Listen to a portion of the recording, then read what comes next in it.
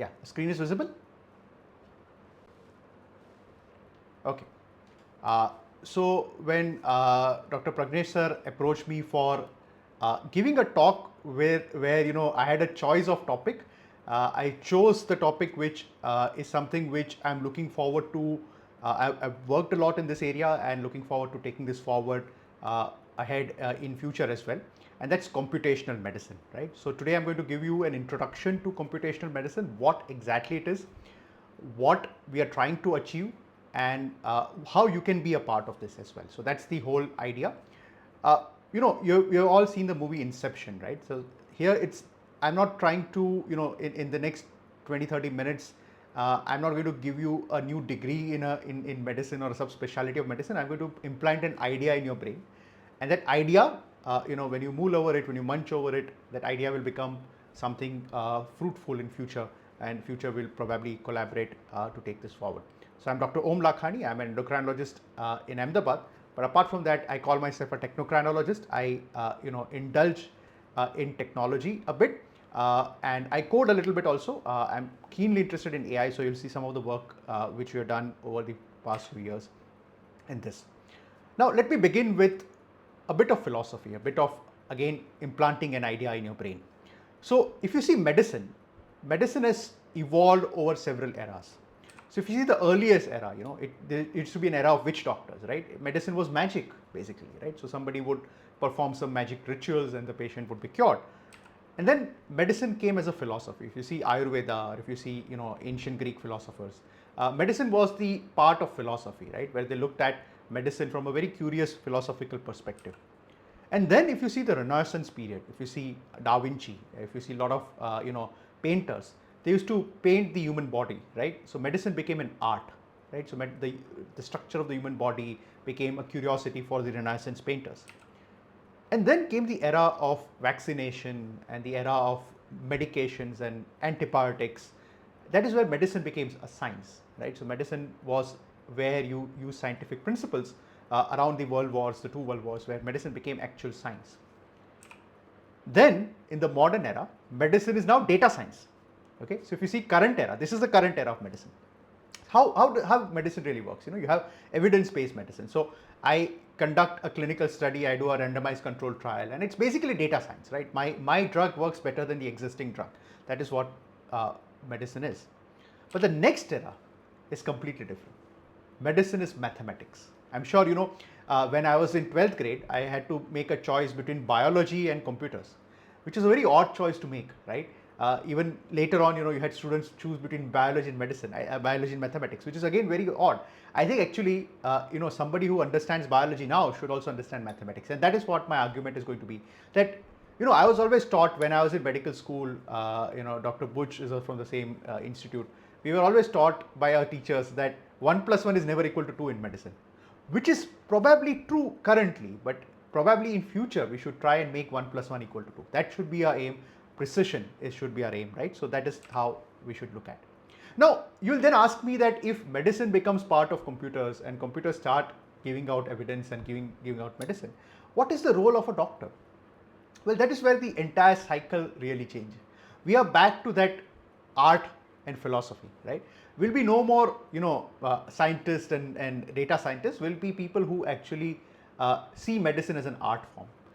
And you'd all seen, parallel to that is probably the law, right? Where you have litigators and you have trial lawyers, and they're the lawyers who actually do the research and do all the paperwork and all the drafting of the paperwork and all that. But there are lawyers who are actually trial lawyers who stand in front of the judge, stand in front of the jury, and present the case and convince the jury or convince the judge of the outcome. Right? The same way, our job, right? A decision would be made by a computer, but our job will be to convey that decision to the patient. We all know that patients always don't think in the right way. So you give the right choice to the patient. Sometimes patients don't take the right choice. But it's our job as a doctor, and that job is something which is going to be even more nuanced and even more sharpened in the upcoming future. And that is what basically medicine will be for us. So what is computational medicine? It's a new branch of medicine which I'm proposing. It's not me who has proposed it. It's been around for a while. A lot of people have spoken on it. A lot of people have written on it.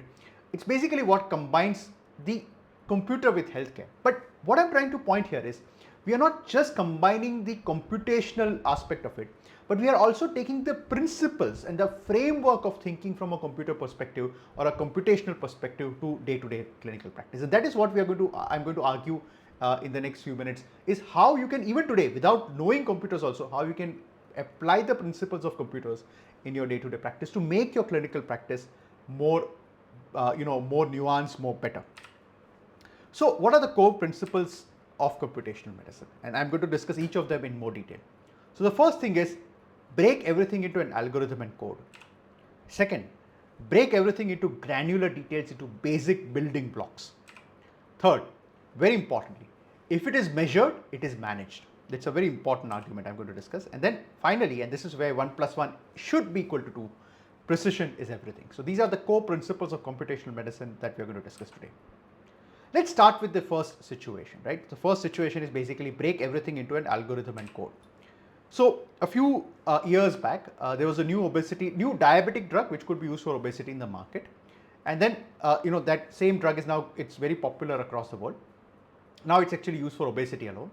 And then, when the drug came to me for the first time, I had this debate in my brain that what type of patient should I use this drug, right? Who are the right candidates for drug? It is an expensive medicine. It is a very expensive medicine, costs about, 300, 400 rupees a day. So I had to use it for the right patient, right? Using it for the wrong patient is not going to work. So what I did was to design a little small algorithm in my mind about which patients should I prescribe this drug. Now, if you see your own clinical practice, you would be making these little algorithms every time you see with a patient, right? You realize this or whether you don't realize it, but you make this little algorithm in your brain every time you see a patient. So if you see a obese patient, you will probably say that I'll not give this patient pioglitazone when the patient is diabetic. If the patient is having, is thin and wasted, probably you will not give SGLT2 inhibitor, right? This is one example from a diabetes. Right? For example, if you see, let's say a patient with cough, right? Patient has a dry cough, patient has sputum, right? Patient has a chronic cough. You say, okay, patient has chronic cough, maybe it could be tuberculosis. We are always taught like this, right? We are always taught in algorithm way. We don't realize it, but we are. So again, this is where I thought of making a little algorithm in my brain. So what are the things that I needed, right? So I said, this is a drug for obesity. So for obesity, I need to calculate the BMI. So to calculate the BMI, I need the height of the patient, I need the weight of the patient, right? So these are the things I do. So I do a little coding myself, but like I said, you don't need to do coding, right? You can use a pen and paper also. Make this little algorithm in your notebook, or stick it on make it on a page and stick it on your clinic, and you can review that whenever the patient comes, or put it in a file, right? You can do it on paper. So what I did, because I do a little bit of coding myself, I decided to write a code for it. Again, these are all illustrative examples, right? I don't want you to write code. Maybe if you want, you can. But the idea is that basically, you could do it this way, right? This is a way of framework of thinking.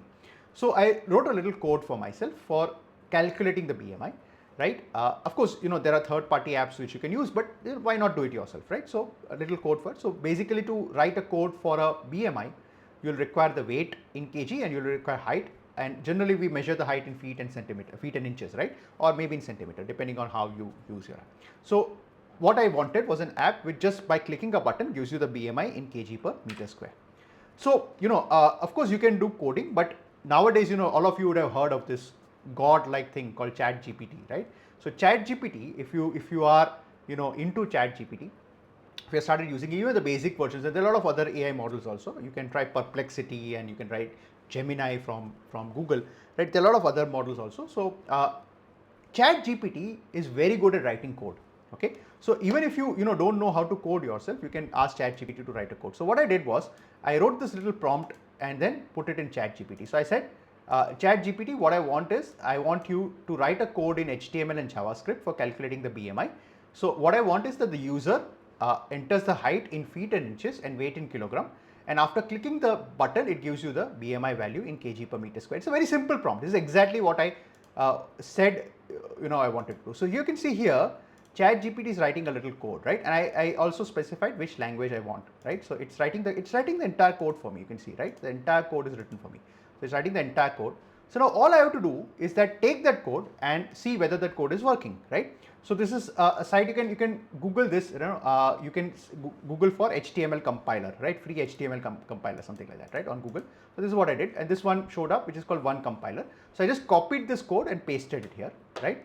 and you can see on the right side, you can see the code which is being generated, right? So exactly what I wanted, height in feet and inches and weight in kilogram, and by clicking submit you get the BMI, right? So the height of the patient, for example, is 5 feet, the height is 5 feet and 10 inches, and the weight is 85 kgs, the BMI is 26, right? That you can get this by calculating, okay? So here we put some other data, let's say, okay, put some other data, you will get this value, okay? So this is what we basically did, okay? Now, let's look at it further, right? So this is the first step. Now, the next step was that now calculated the BMI. Now, what I want is, if the BMI, so if you see the guideline, if you see the product monograph also, the guidelines say that if the patients, in which patient should you prescribe a obesity drug? Patients with BMI more than 30, you should prescribe the drug if there are no contraindications. And if the BMI is more than 27 with comorbidities, then you should prescribe the drug again if there are no contraindications. So this is the next step. So then I had to again, so remember, this is, see how I am thinking, right? So here I need to be very specific. What comorbidities I am looking for? 1, 2, 3, 4. What contraindications I am looking for? 1, 2, 3, 4, right? When you, I am sure, we all given exams in, vivas in front of our teachers. Our teachers always say, okay, point wise bolo.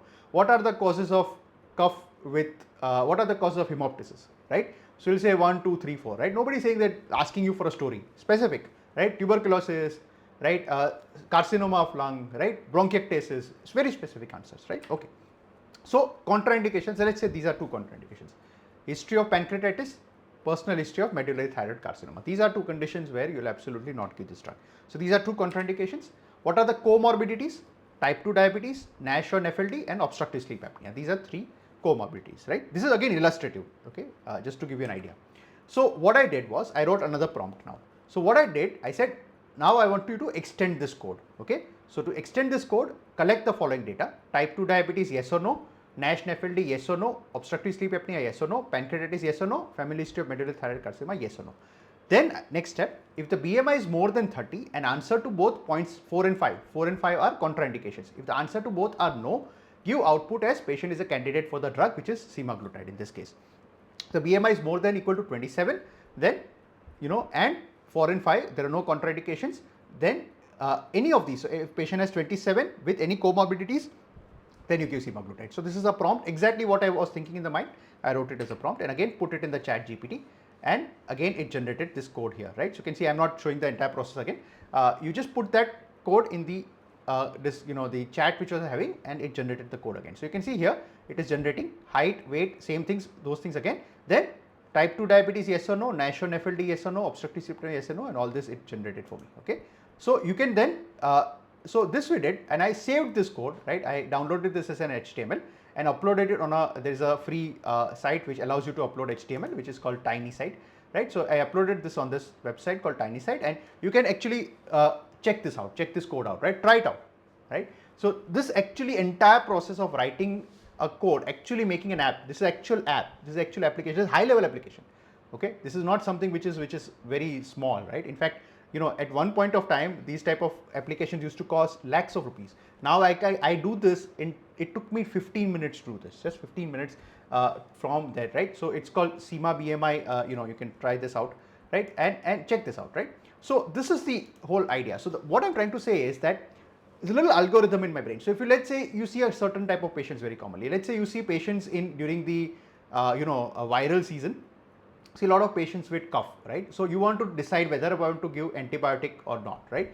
So you will say, okay, patient has fever, patient has sputum, patient has yellowish sputum, consider giving antibiotic, okay? Antibiotic also, then there will be certain choice of antibiotics. Should you give levofloxacin? Should you give azithromycin, right? So you can make a little framework in your mind, write it just with a pen and paper, make an algorithm, okay? Sputum che, yes or no? Sputum yes, right? Consider antibiotic. Antibiotic, which antibiotic? Levofloxacin, azithromycin, right? What do you want to give? So based on certain characteristics, you will say, this patient will give levofloxacin, this patient will give azithromycin, right? So you make a little chart on your own, and in fact try doing a little bit of coding, right? So try using chat GPT and make a little code for yourself, and you'll find that it's quite amazing. So what this does for me is that next time I see a patient with obesity, I don't have to think everything again. All I have to do is open my own website, right? Open my own application, put the data, get the output, right? Simple, right? I just need height, weight of the patient and few basic clinical parameters. And within a minute, I would have decided whether I want to give this patient with precision. right, I've decided whether this patient should be given a obesity or not. And you'll realize something very miraculous, very beautiful about it. Sometimes you have all these patients who bring their relatives also, and so you may not remember what advice you gave them, but they will remember what advice you gave them, right? So sometimes what happens is they are contradicting yourself, right? So you told one patient one thing, but their own relative something different, right? The patient, right? You told me this, and then you are telling my relative something else, right? So that also is prevented if you are very precise, right? So this is a precision system which I made. This system, whenever the patient comes, I put it through this, right? And then then I decide whether I should give this drug or not, right? So it's one way of doing it, right? Okay. Looking ahead, right? Today morning, I said, let me do something very special for the audience of HitCon, okay? So somebody shared in one of the WhatsApp group about adult immunization guidelines. I said this is very important for primary care. A lot of audience were going to be primary care physicians, and it's very important for primary care physicians to know about adult immunization. So there is an adult immunization guideline for Indians, right? So there's a PDF file. So what we did was we actually used ChatGPT to. This is a little complex, so I think but use ChatGPT to make a custom GPT for answering questions about adult immunization. Okay, so this is one thing we made. Again, it took me a little bit about half an hour or 1 hour to make this because of certain complications which I faced, but I did it, right? I started in the morning, and by the time I had this presentation, I was ready, right? Including the whole day's work and other obligations to do, right? So here you can go. So this is the thing. You can check this out. It's again put it live on the website. It's adultvaccineindia.tiny.site. You can scan this QR code also. I'll show you an example. So this is the thing. It is what the website will look like. Adult Immunization Guidelines India by Dr. Om. And here it says, hello, tell me your patient's age, gender and other comorbidities to select the suitable vaccine. So again, I tried this in one of the patients, last patients that I saw. So 66-year-old female patient with type 2 diabetes and chronic kidney disease, what vaccine should be given to her, right? So this is what I asked, okay? So you can see it is using the ChatGPT at the background, using the adult immunization guideline which I uploaded, right? So it's giving you answer from the guideline, okay? So you can see, in fact, I verified the answer, it's pretty good, right? So it says you need influenza vaccine, 1 dose annually, desirable, hepatitis B vaccine 3 doses, TDAP 1 dose every 10 years considered vital, pneumococcal vaccine, this is very important, very critical, right? So it says 1 dose of PCV13 followed by PPSV 23 8 weeks later, and then another PPSV after 5 years should be essential, and COVID-19 vaccine if the patient has not taken, right?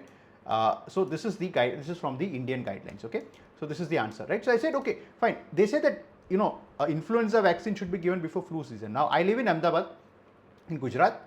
When is the flu season actually, right? So again, I asked this, and this is written in the guideline also, right? So it says that in Ahmedabad typically starts before the monsoon season in South India or before winter season in North India. So you should, this is when you should have received the influenza vaccine. So you can try this out, right? Like I said, all this thing took me about an hour to make, right? You tried it, right? Great. So you can try it out. This is going to be around, right? So I said this is a project which is going to remain. Okay. So again, so that was the idea. The idea is that whenever you are faced with a clinical decision that you take often, right? Sometimes, some rare patient you see once in a blue moon, fine, forget about it. But there are certain types of patient you keep seeing repeatedly, right? And what you can do is, in that repeated patient, you can make simple algorithms and, make maybe a code and try it out, right? And you will be able to give faster, better, more precise clinical decision. And that is one of the fundamentals of, using computational medicine. Second very important fundamental, if you see how computers work, computers break everything into granular details, into small things, right? Computers break it down into, computers understand only one language, right? That is 1 and 0, okay? So all the other languages are built on that, right? So it's either 1 and 0. If you see nature also tries to break things down into very small details. I'll give you an example. DNA. All of us are made up of 4 base pair. The entire, living creatures on the planet, on planet Earth, is made up of DNA or RNA, which contains basically 4 base pairs, right? We all are, it's the same thing, right? Like we make computers with 2 base pairs, 1 and 0. God has made us with 4 base pairs, right? That's it. Our entire code is based on that 4 bases, right? So everything is broken down into granular details. Music, right? Any music, 7 notations you have, right? Colors, 3 basic colors, some will say 7 basic colors, whatever. You have basic colors, right? RGB. All the colors are made up of that 3 basic colors, right? So everything is broken down into small granular details. So again, whenever you deal with a complex situation, whenever you deal with a patient where you don't understand, or maybe in future, you want to enhance your practice, learning new things, what you do is first you break things down into small fundamentals, right? A lot of you would have heard about Elon Musk, right? He often talks about this, right? This is called first principle thinking, right? So everything break down into the smallest possible, the basic questions. Why is this patient coming to me, right? What does this patient want, right? Simple answers, right? Simple questions, and break it down into small details, and you will be able to see magic. And if you see why this is an important way of thinking, again a framework for thinking, it's very important to do it in this way, because if you start thinking in these principles, right, you will understand that the nature also works in this principle, and almost anything you will be able to build in future also, and AI also thinks in the same way. So it's a training for you to start amalgamating with the AI, because AI also breaks things down into simple small principles, right? I'll show you an example, right? A lot of you, it is just for fun, okay? A lot of you would have, I don't know if you've heard about this or not, but a lot of us, including I know Dr. Butch, and a lot of people are closet musicians, right? They want to be A.R. Rahman, right? They want to be Preetham, right? Even Preetham, wants to be Preetham, right? Everybody wants to be a musician, but nobody. A lot of us, I have very little music skills, right? Now you have AI. There are AI tools, like there's one called Suno, right? Suno, the same what we say in Hindi, right? SUNO. So Suno basically can actually generate music. You will be amazed with the kind of music it can generate with just a few clicks, right? And there are again tools where you can actually make videos also with a few prompts. We actually made a video, right? This again took me half a morning on some Sunday where I was inspired. You can check this out, right? I don't know if the sound will be audible, but I'll share the link also, so you can probably. It's now, we in fact uploaded this music on Spotify and all the other platforms. Okay, I'm not sure whether it's audible. Yeah. Okay, I'll share it up. I don't think it's probably crashed.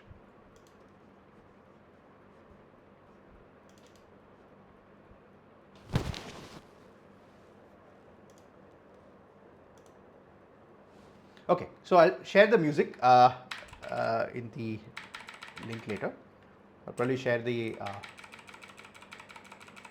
yeah. So the idea, what I'm trying to say again is that how does AI do it? AI basically breaks down the entire thing into a simple granular code, that is the notations of a music, and with this it is able to create. It understands, reads it like a text, it reads it like a number, and then tries to make music on it. So you will try this out, right? You will be able to make beautiful music without knowing any basics of music, right? You will be also amazed with kind of things you can actually do, right? Okay. Same way, if you look further, right, the concept can be literally game changing in bioinformatics. Remember, like I said, the DNA is made of 4 base pair, and whenever you are looking at genetic conditions, now we all have the Human Genome Project where the entire genetics of the human body is mapped out. So let's say you are looking for a certain mutation, right? Now just using a large language model like ChatGPT, you will be able to actually discover so much in the same thing, right? In the same way, I think there is another use for it. It's called the, sorry, large files, it's crashing a lot. There's another use for it called drugs GPT, which I think it was a lot of news also these days.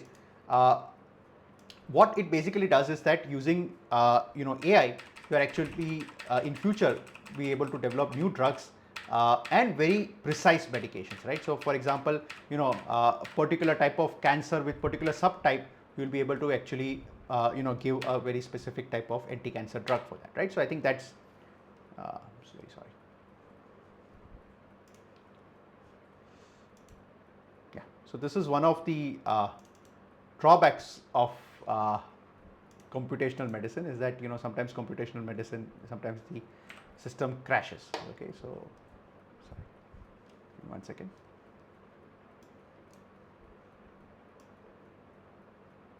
Yeah, so then let's come to the next concept, right?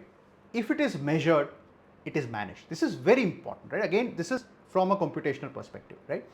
Computer measures everything, right? It measures the Currently it is measuring the speed at which my CPU is going, and maybe the system is not able to take the load, so it is crashing it so that my computer does not stop completely, right? So if it is measured, it is managed. This is very important. I'll give you one example from, especially this is true for chronic disorders. I'll give you an example from endocrinology itself. Now there are two diseases, right? Type 2 diabetes, which is so popular that right now, every second conference is about a diabetes conference, right? So many conferences. There is a disease which is equally devastating, equally common, equally important to endocrinologists, and that is osteoporosis, right? Nobody talks about osteoporosis. Even endocrinologists don't talk about osteoporosis. Actually, the reason is very simple.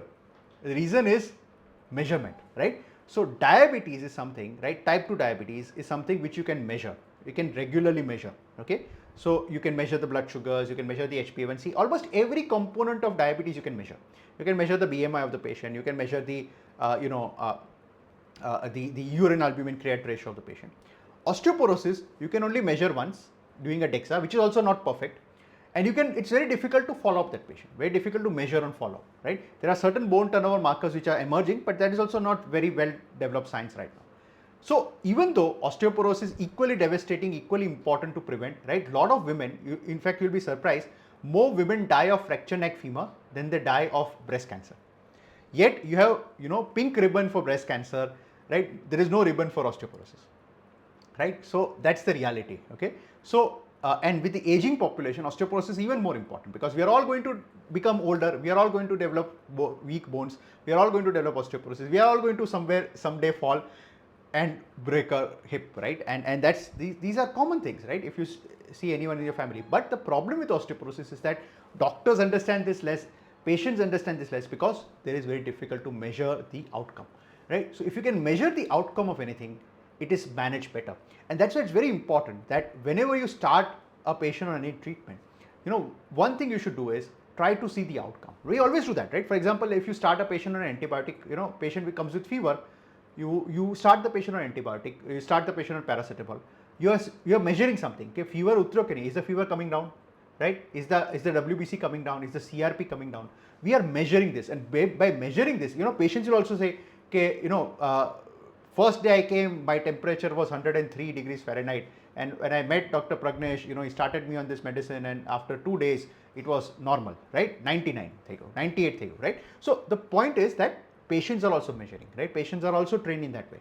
So if you are able to measure the outcome, measuring the outcome is going to make your system better, right? So whenever you start with, do not start something diffuse, start with something which you can follow and measure. And if you are able to do that, you will become a very successful practitioner, because this is one framework of thinking which really helps your patients and helps you. Finally, precision is everything. And this is what I've been saying, earlier as well. The future of medicine actually lies in precision medicine. And we all, to a lot of extent, practice precision medicine, right? Our patients also demand precision medicine. How many times, has a patient come and said, "Okay, sir, ye dawai mujhe suit nahi ho rahi hai," right? This medicine doesn't work for me, right? Or this, medicine, I like this medicine I don't like, right? So that is all precision at the patient's level. At their very basic understanding, they are having vague understanding of precision they have. As doctors, we have a far greater understanding of the precision system, right? We know how the biology works, we know how the patient's body works. So precision is very important, right? I'll give you one example where precision has been again very, very effective, and that is something which we have made a very complex, a system is actually quite complex, but we actually been able to make it. We actually got some funding from RSSDI also, right? So one of the things which I always wanted to make was a precision system where you can actually give the right anti-diabetic drug for your patients, right? So made this system called diabetology.co.in. All did a lot of coding at back end. It took me a long time to make this. It was a dream project. I'm actually happy that it actually came out, right? By the time it came out now, it's there. I want to now expand this to something bigger, right? So let's say a newly diagnosed patient comes with diabetes. It's available on diabetology.co.in. You can check that out, right? This is the QR code for that. So the idea is that when a patient comes with newly diagnosed type 2 diabetes, what do I want to do? What do I want, right? Which anti-diabetic should I give? Should I give this patient sulfonylurea? Should I give SGLT2? Should I give metformin? Should I give insulin? Right? It actually develops this entire system, kind of works it, right? So basically you enter the data of the patient, you enter all the details, common details, right? Age of the patient, gender. The more details you put, the better outcome you'll get, right? There are certain things you have to compulsorily enter, other things are optional. When you enter the compulsory things, right, and certain things are optional, it will give you the outcome. Okay, so you enter the data. It will initially take 4-5 minutes to enter the data, but if you start doing it more often, you will be able to do it in a minute. My assistant is able to do it in a minute. So it then gives you all the recommendations. Does my patient need insulin? What is the diabetic kidney disease status? What is the cardiovascular status? Does the patient require statin, right? Is the patient candidate for diabetes remission? All of these things, right? And then it will start prescribing the medicines, right? Statin, is patient requires insulin, right? So on and so forth. It will also give you the explanation. Why have you prescribed rosuvastatin? Why have you prescribed basal insulin? Then next step, you can go to the prescription page. This is all there on the online. You can go to the prescription page where you can actually change the dosage of the medication if you want. Let's say I don't want to give 20 mg. I want to start with 10 mg of rosuvastatin. Fine, right? You want to change the timing. Let's say instead of taking a bedtime, you say take it after lunch, for example, right? So you can change. You can add a brand name, for example, right? So you can do all that. Finally, it will give you the prescription in a tabular format, and then you can print out the prescription like a PDF, right? So you can do all this in a single system, single file system where you can actually work, right? Again, like I said, so these are all, none of them have any commercial interest. The idea is basically these are all I'm like a scientist who does all these mad experiments. This is a mad experiment which again is quite successful, right? So these are the things. The idea is basically now I use it myself. When I see a newly diagnosed patient, I use my own system, right, which I made. It saves me time, it saves me energy, saves me that brain cells of thinking that same thing again and again, right? So I've made this into a system like that very first thing, and it gives you a very precision form of treatment, right? Very consistent form of treatment that based on these parameters, statin is required, so I'll give the statin to the patient, and so on and so forth, right? So it makes the system very perfect. So this is the whole idea. Now to just summarize a few take-home messages and again few ideas which you can take home. Like I said, the idea of the entire lecture was actually to put some philosophies and ideas in your brain, to implant inception of an idea in your brain, which you think about it, right? When you go home today, when you're going for a walk in the evening, tomorrow morning, you just think about those ideas and see how that ideas grows into something fruitful, right? The first take-home message for you is, remember, the current era and the future era of medicine is mathematical, right? More and more people are going to look at more precision, right? Nowadays, my Apple Watch gives me the sleep data, right? How many hours did you sleep? What was the quality of your sleep, right? And trust me, this simple nudge also, right, is so helpful. Okay, last night I slept for only 5 hours, right, because I had to give a talk. Now today I am going to finish the talk, I'm more relaxed, maybe I'll sleep for 7 hours, right? So okay, great, my sleep is better, right? So it can give you all the data. So everybody, all the tech companies are trying to work in that way. So we also need to align in that way, right? Clinical decision making will be eventually left to computers, right? All this decision making will be left. But what is our job in that sense, right? At some level, for the next 5-10 years, we'll be developing those systems which are going to replace us. But then we'll evolve into being the trial lawyers, right? Where our job then will be to be the human face to our patient, to deliver those clinical decisions, to convince our patients, to talk to them, to give the human side of it, to show empathy, right? That is what our job will be. Secondly, algorithmic thinking, breaking things down into clinical problems, decision making to step-by-step algorithm is something which is very useful, right? And if you write a code, if you can write, it actually simplifies your brain. In fact, I use this in a lot of my day-to-day work also, right? For example, let's say, I want to change my insurance company of my, just an example, this recent example, I will change my insurance company of my car.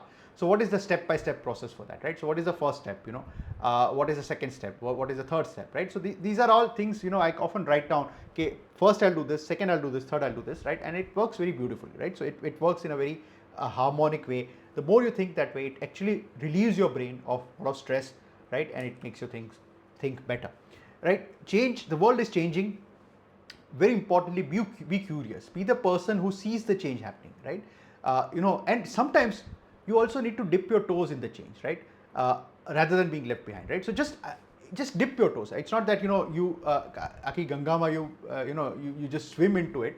You're not going to swim. You are going to drown, right? So it's not unless you're a swimmer. The idea is just dip your toes, right? Just drink that ghat no pani, right? As they say. That's the idea, right? So you are then aware about what the world is, right? That's all you should be doing, right? That's the whole idea. So parting, again, food for thought. And this is the last thing. This is a mega idea, right? It's never going to, be fruitful, but it's just a thought for you, again, an inception of an idea. This is one thing I've been thinking, right? And this is what I say to a lot of people. We are either the last of the mortals or the first of the immortal runs. Think about it, right? I'll give you some examples, right? If you see the mortality data, we are doctors. Immortality is the final frontier of medicine, right? Just like, for example, Christopher Columbus wanted to see India, right? Or wanted to see, that was for him final frontier. Or for Elon Musk, going to space is the final frontier. For doctors, the final frontier is immortality. That is what we are all striving. That all our patients live longer, live for the rest of their life, and that's the idea, right? So, how will we reach immortality? Right? If you see, gradually there is improvement in life expectancy. It's already happening, right? Cardiovascular disease is the number. We are taking vaccines, etc., etc., right? We have already conquered the three major causes of death, right? Cardiovascular disease, infection, and cancer. We are always, we are making that better. Better cure for cancer, better cardiovascular count, infections also we are treating, right? But the actual way, I think, is how it will happen is this way. Separating the body from the brain. Now, if you see, again, go back to old philosophy. If you go to, the ancient Indian philosophy, or take any philosophy of any religion, one thing they always teach is that the human body is separate from the soul, right? It's always, the body versus soul. Your body is something which is mortal, your soul is not, right? That's actually true. Your soul, your brain, your memories, it's a code, right? Your human body is something which is perishable. It's like, for example, right, we have all changed our mobile phone, right? So first your mobile phone was Samsung and now it's an iPhone. So what you did, you took a SIM card from Samsung and put the SIM card in your iPhone, okay? So you change your SIM card, your phone number remains the same, but your external body has changed, right? Completely, right? Your old Samsung is not working properly. Now the new iPhone is working very smartly. So that's the idea, right? So what we are doing is you're separating the code, our human code, with the body, which is just an exterior surface, right? So what will happen is basically, right, your genes, your physical aspects, your memories, all these things make you. You as a person, you as a human being have all these aspects, right? But it's the memories and the experiences that are stored in your brain is what characterizes you, right? You would have seen about cloning, right? The sheep which was cloned. That sheep which was cloned is not the same sheep which the mother is going to be, because that sheep is going to have different experiences. So that sheep will have different memories, right? So even though the body structure is the same, the genes are the same, it's a different sheep. Same way, somebody clones you, it is not going to be the same person. You are the person who you are because of your memory and experiences. So what the idea is, and this is already happening, they're already started mapping the memory. So if you I can map your memory, this is developing so fast. If I can map your memory, I just map your memory, put it into a code, and I could just take this code, put it in a disk, put it in a pen drive, and transfer that to another body, right? Another human body or another computer, right? Maybe it's stored in a computer, maybe it's stored, right? It's like your titanium iPhone, right? Your SIM card is now shifted there.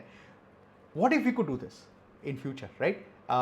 From birth to today, whatever memories you have, you store it in a computer, you store it in a hard drive, and then in future you develop systems which can read that hard drive. Aren't you technically immortal, right? The reality is this technology, what I'm saying, is actually developing so fast. It's almost there. We are almost there, right? We just need some few key components which has to be finished, right? Like the Human Genome Project, nobody thought is going to happen in their lifetime. It happened. Same way with the use of a lot of these technologies, this is also happening very fast. The question is, will we live long enough for us, our memories to be stored in a hard disk, or we leave it to the next generation? We are the generation which is the last one which died, right? The next generation is going to be immortal. So we are almost there. Think about it, right? And thank you. And you can follow me on Twitter, right? The idea was basically, like I said, just to give an idea, a thought for you to think, right? Thank you for a patient listening.